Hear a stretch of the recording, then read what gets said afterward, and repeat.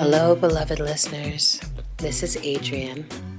What we are about to share with you all is an IG conversation, Instagram conversation that I had with two incredible organizer, mother, artists who are based in and around Chicago, who a few years ago lost a shared loved one. And their story touched me and touched my life. I ended up being part of the circle of support that they called upon as they moved through the aftermath of this loss. And the processes that they went through were so incredible, so beautiful, that they wanted to share them out so that they might be of use to other people in grief, and other people trying to figure out how to make family in the aftermath of loss. So in this moment, there are so many of us, so many people in the world who are having to figure out how to keep going after impossible loss. And I thought that this conversation was really beautiful, and it feels like it's part of the How to Survive the End of the World conversations and lessons. So give it a listen, and sending you all a lot of love, and I hope this is of use to you. And I hope you're doing well today, as well as you can. Okay, I love y'all. I am Christiana. I'm a writer and the mother of Ori. And Janae and I first met in 2014 in the wake of the Ferguson uprising. So our relationship starts in comradeship, in responding to that uprising, and then has taken so many dynamic shapes since then, and is landing in a really, really beautiful space right now, unfolding and deepening as you described. I'm Janae Strong. I am a filmmaker and organizer and mommy to Yari. And yeah, I remember when Christiana and I first met, we were both kind of in other facets of our life. And then the movement kind of pushed us into really supporting each other and leaning on each other. So in the way that the universe does, has cycled us through a lot to now we're supporting each other in a new way. So very cool. Beautiful. Welcome to both of you for coming into this space.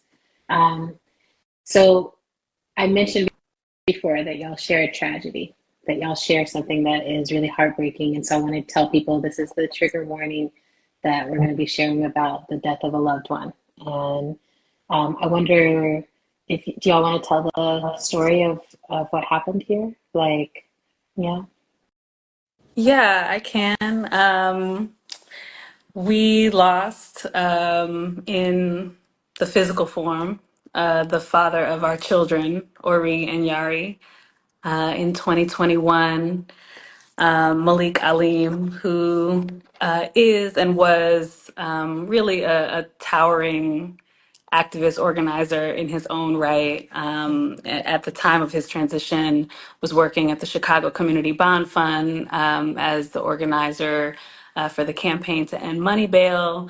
And during his time on this physical plane, successfully saw Illinois be the first state in the union to abolish the use of cash bond. And then also in 2021, while we were on a family vacation, he drowned during a boating accident. And, you know, me and his children were there in the water with him when this happened. So it was a very sudden loss, and you know, Malik is and was the love of my life. So losing my domestic partner, my lover, but also my co-parent, and Malik's fatherhood was absolutely like part of his core identity, Yeah. and what he, I think, contributed most powerfully to this material plane, and continues to do so from the spiritual plane. But you know, we miss him heartily in the body. Yeah. Yeah. Janae, do you want to share a little bit about what all the relationships were at that time. Like, where were y'all at that time? Yeah.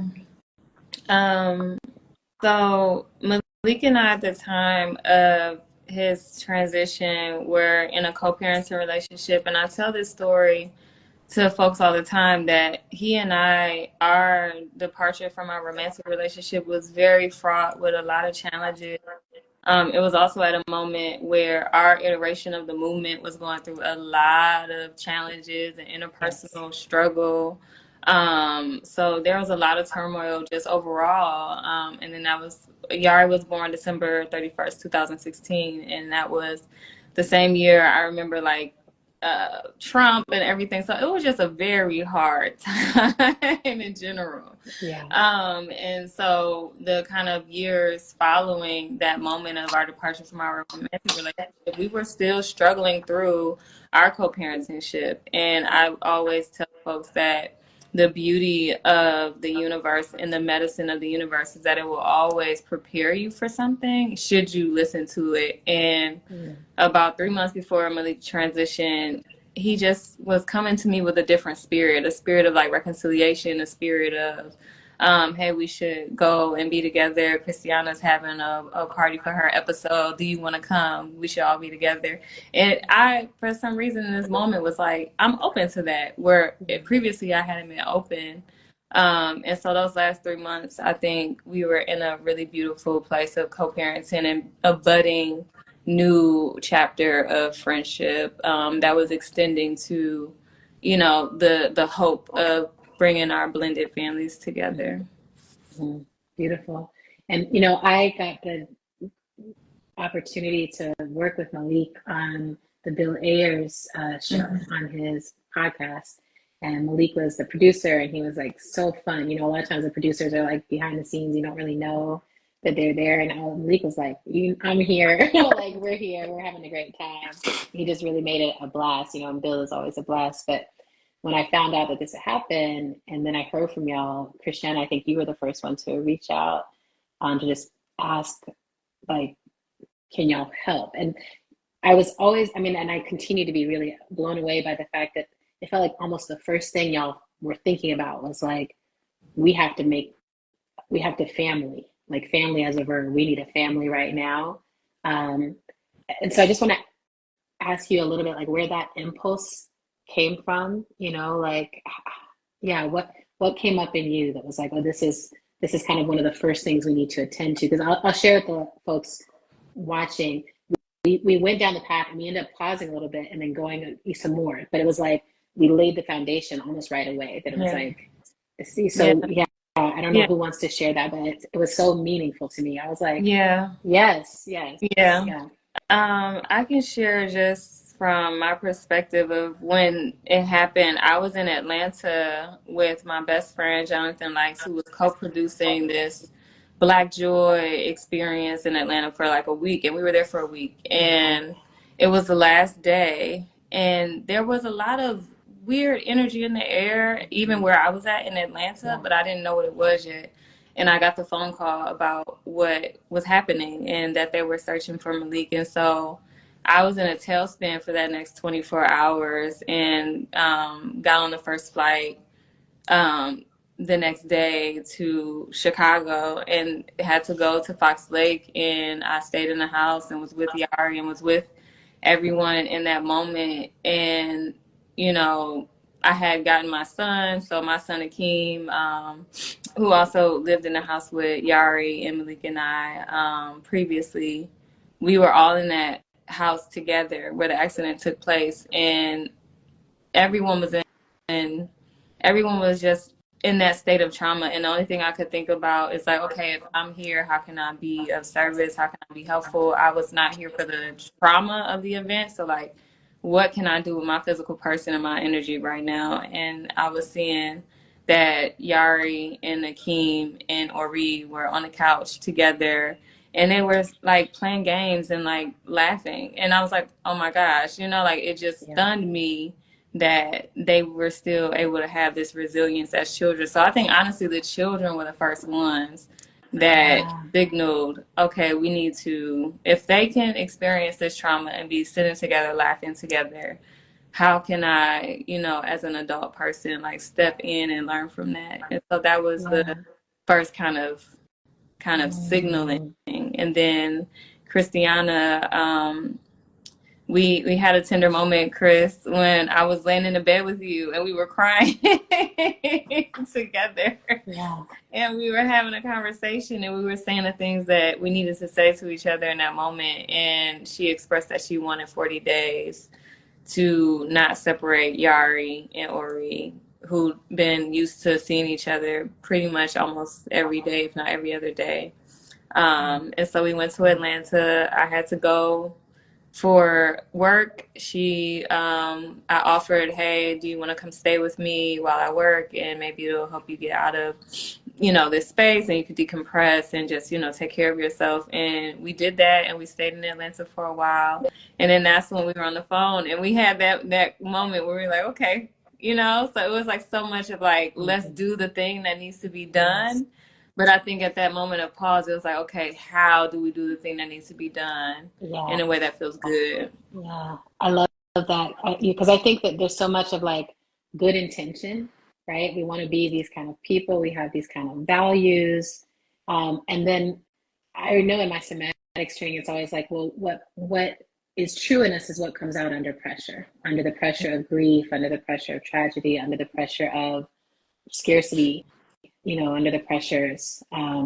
It's like what comes out, and what we're trying to do is change and transform so deeply that Yeah, even in this kind of moment, what comes out is love, and what comes yeah. out is moving towards connection. So, Christiana, you know, first of all, I would love to hear from you. 40 days. What was the significance of that for you? And then how did you, yeah, what was the process of beginning to reach out and figure out? Yeah.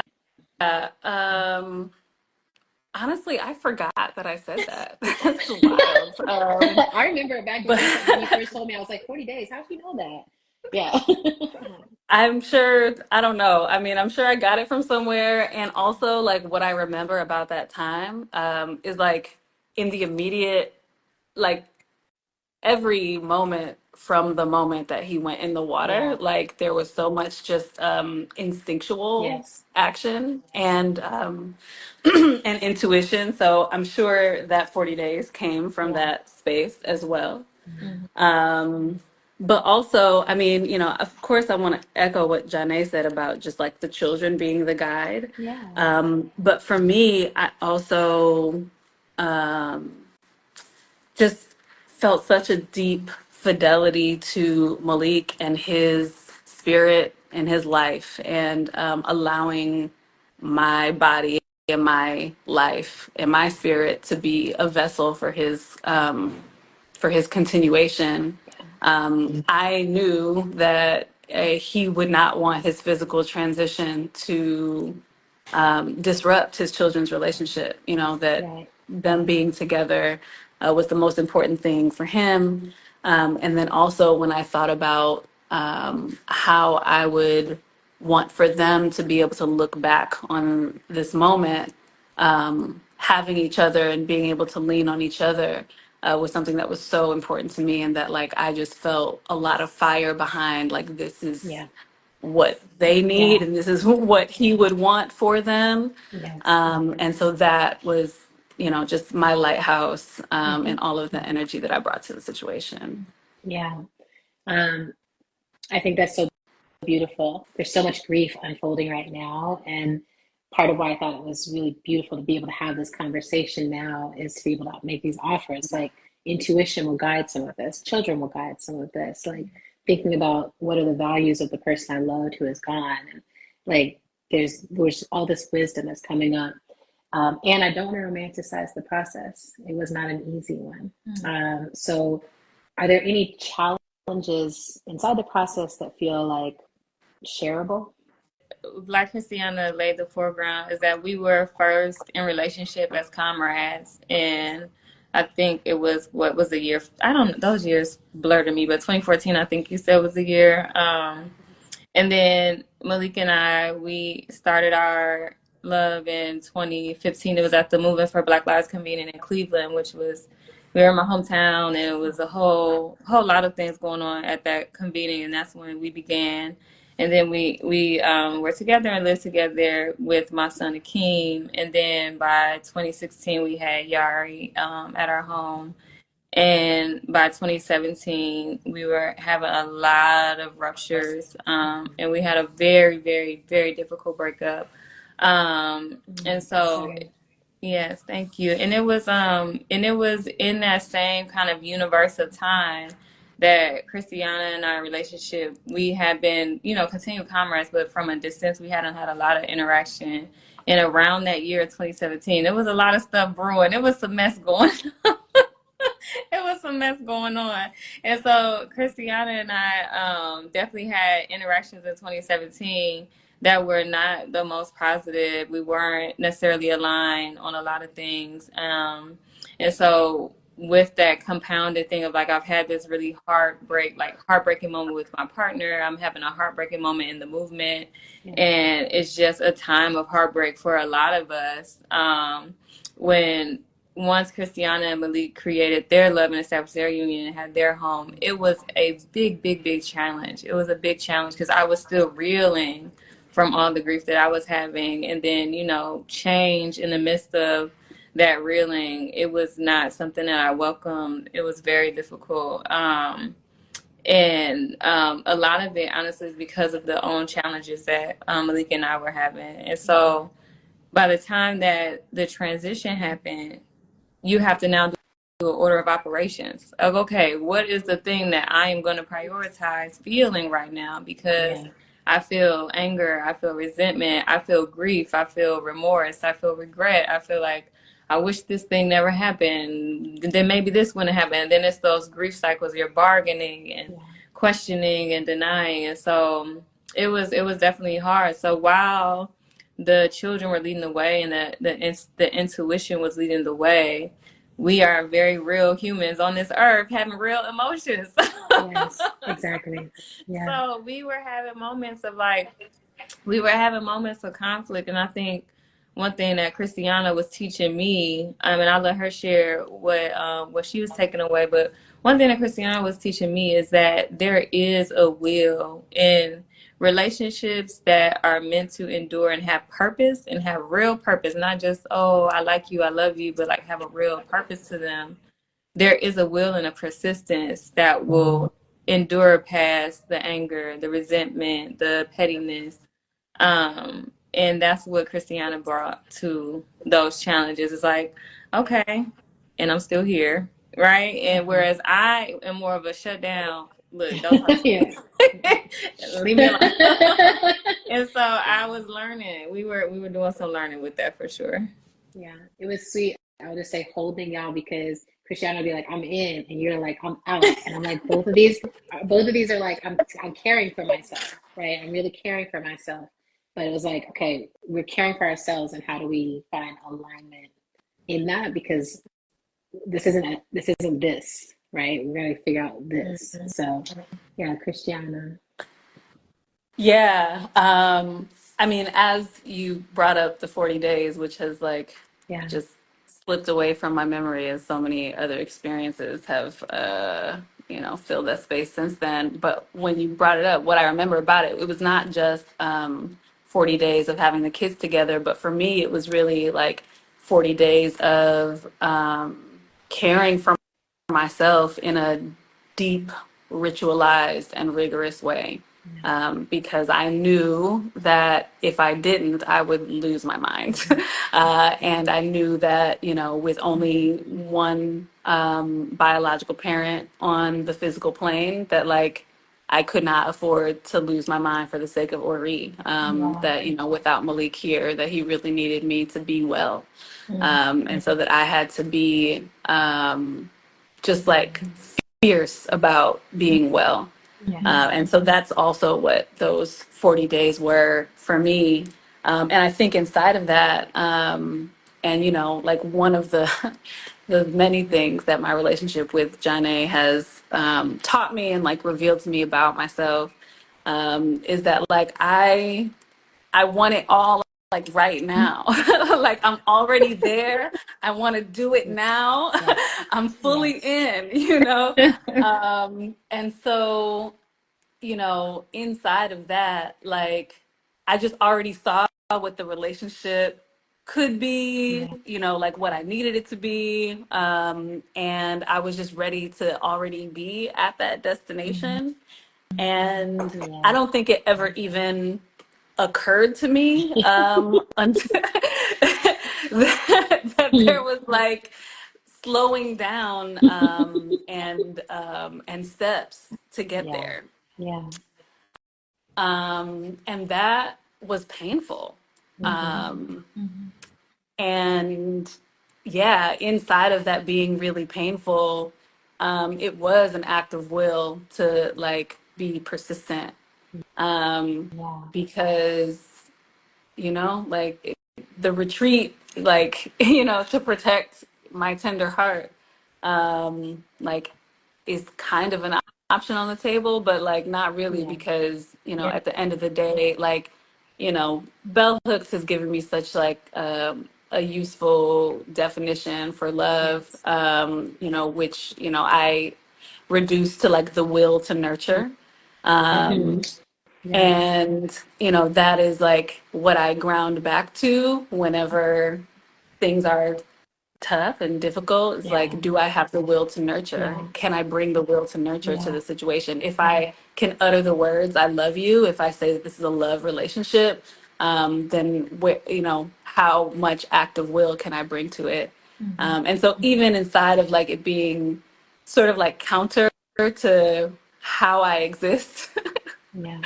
to like pause and slow down. I had that will, and it was such a beautiful gift to have that shown to me, Mm-hmm. because what then unfolded was us building trust Mhm. and building Mhm. relationship like slowly over time, Yeah. which, you know, obviously is then so much more enduring and resilient, Mhm. and for which I have a lot of gratitude. Yeah. Mm-hmm. Yeah. And so y'all did that work. Y'all have worked really hard and you're still doing Still that doing for work. I sure, was you going to know. ask like where it's landed, where do you feel like you've landed in the arc of this love work? I think that, you know, part of the slowing down was absolutely being able to listen to, hear, and hold each other's boundaries Mhm. and needs. Um, and admittedly, like boundaries are not like the easiest thing for No, they're me. not the easiest thing for um, anybody. Yeah. and so like I feel like in this relationship, like I've gotten a lot of Yeah. practice in just like hearing Yeah. and receiving and respecting and making space for boundaries. Mhm. Yeah. And then really getting to experience in real time, like how much spaciousness opens Yeah. up, like once Mm-hmm. you're able to do that work. Yeah. And so I think that's kind of like the practice that we're in right now. Yeah. But then practically speaking, like I think we've landed at a place where we are really beautifully able to like share co-parenting needs, you know, like trade Yeah. off who's getting kids to dance, like plan their extracurriculars together, you know, be able to like respond when one of the other of us needs, you know, childcare support, Mhm. and build that across distance and geography. So like right before we hopped on this call, we were trying to figure out like how Janae and the kids can be in New Orleans with me and Ori, Right. and what that might look Yeah. like. So, you know, and really like continuing that, you know, cross country, Yeah. tri-coastal, Mhm. bi-coastal, co-parenting relationship, like wherever Yeah. spirit pulls us, because I think, you know, spirit be moving both of us around a lot. Mm-hmm. Yeah. Yeah. Yeah, no, I would definitely add to that. I think the most beautiful gift that I am receiving from this work is that I have now somebody that I'm in relationship with who lives like a whole like life with a host of things that are in it, and I get to be privy to that, and Ori is living a life. Like I remember last summer, we were getting photos from Ori, putting daddy stickers all over Ghana. Then he was putting them in New Orleans, and Yeah. it was just like, so now just kind of like working through the challenges of like, okay, let's build this relationship. And I think a lot of what it was is I'd be remiss not to talk about the grief retreat that you pointed us to with Mawulisa. Yeah. And we did a lot of hard work at that retreat. I think the 40 days was, this is impulse, this is instinct, survival, preservation. Then we had our pause moment, and then it was like, okay, we actually need to be kind of a little bit more process procedural about this. And we were working through. And then when we had the grief retreat, I think that was a major transformation in our relationship. And it's not because we had a great time and we're like, laughing and kikiing the whole time. Like we were surfacing a lot of deep feelings that surrounded not only Malik's transition, but other events that preceded that. That were some of them were just one-to-one, Christiana and I, without Malik even being a part of the story. And so being able to unearth all of those pieces, like resentments, regrets, remorses, and then kind of closing it out with what are our appreciations, what are our acknowledgments, what are our commitments, and then doing that ritual practice on the land.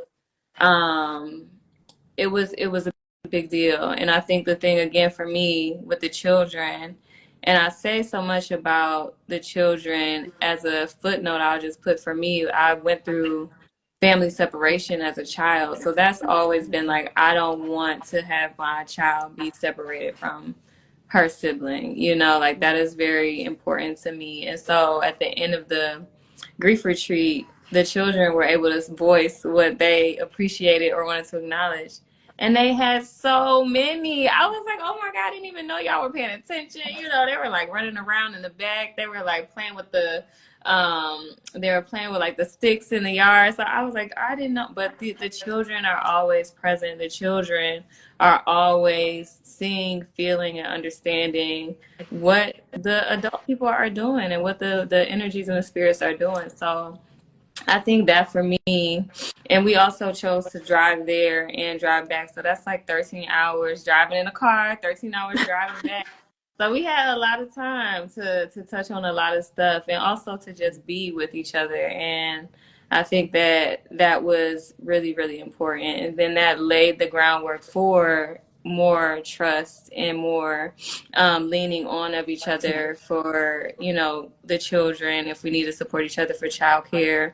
And then I'll just say one more thing about the ritualistic practice of Christiana and her fierce wellness commitments. I was talking to her, we text and we check in. I was telling her that I was moving through some things and it was, I was having a challenging time, as I think we all are with this moment in the world.